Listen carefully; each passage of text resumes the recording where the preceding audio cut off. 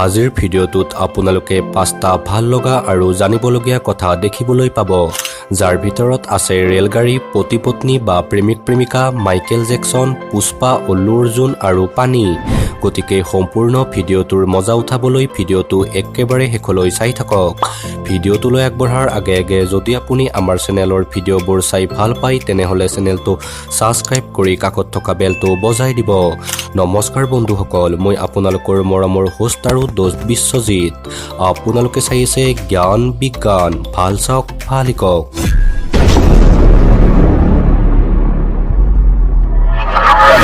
Number 5, ডেন্সৰ বাপ Michael জেকসনক আপোনালোকে নিশ্চয় চিনি পায়।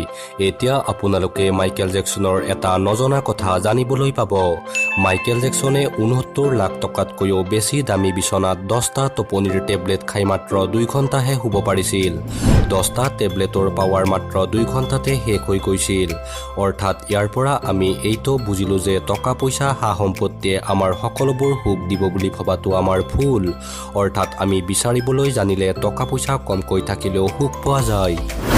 নাম্বাৰ 4, পুষ্পা চিনেমাখনৰ বিষয়ে আপোনালোকে নিশ্চয় শুনিছে আৰু আপোনালোকে জানেই যে পুষ্পা চিনেমাখন কিমান বেছি জনপ্ৰিয় হৈছে।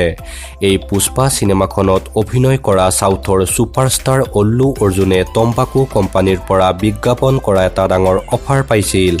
কিন্তু আলু অৰ্জুনে অফাৰটো নাকচ কৰিছিল আৰু তেওঁ ক'লে যে তেওঁক ভাল পোৱা বন্ধু বান্ধৱীবোৰৰ মাজত একোৱেই বেয়া বস্তু প্ৰমোট নকৰে আৰু তেওঁ নিজেও তম্বাকু সেৱন নকৰে।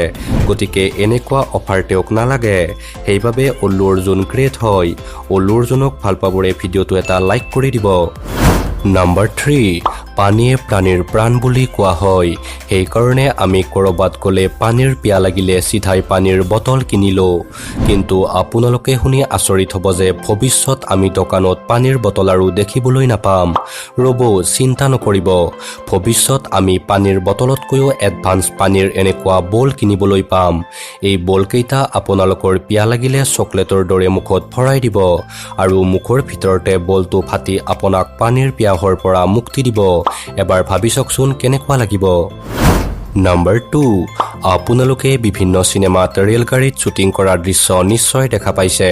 কিন্তু আপোনালোকে জানেনে যে ৰেলগাড়ীৰ দৃশ্যটো শ্বুটিং কৰিবলৈ হ'লে চিনেমাখনৰ ডিৰেক্টৰে কি কৰিব লাগে? যদি নাজানে শুনি লওক। চিনেমাৰ শ্বুটিঙৰ বাবে আমাৰ ভাৰতবৰ্ষৰ ৰেল সেৱাই এদিনত শ্বুটিং কৰাৰ সলনি 4.75 লাখ টকা গ্ৰহণ কৰে। অৰ্থাৎ ফ্ৰী বুলি নাভাবিব।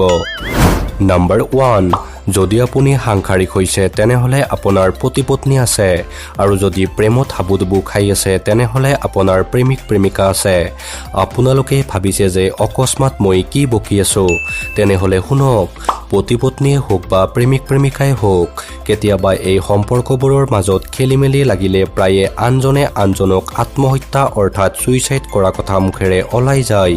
কিন্তু ৰ'ব, এতিয়া সাৱধান হওক, কাৰণ এনেকৈ কোৱাৰ ফলত আপুনি IPS ধাৰা 503 আৰু 506ৰ সহায়ত আপোনাৰ নামত কেছ ৰেজিষ্টাৰ কৰিবও পাৰে। অৰ্থাৎ এইটো এটা ক্ৰাইম বুলি ধৰা হয়।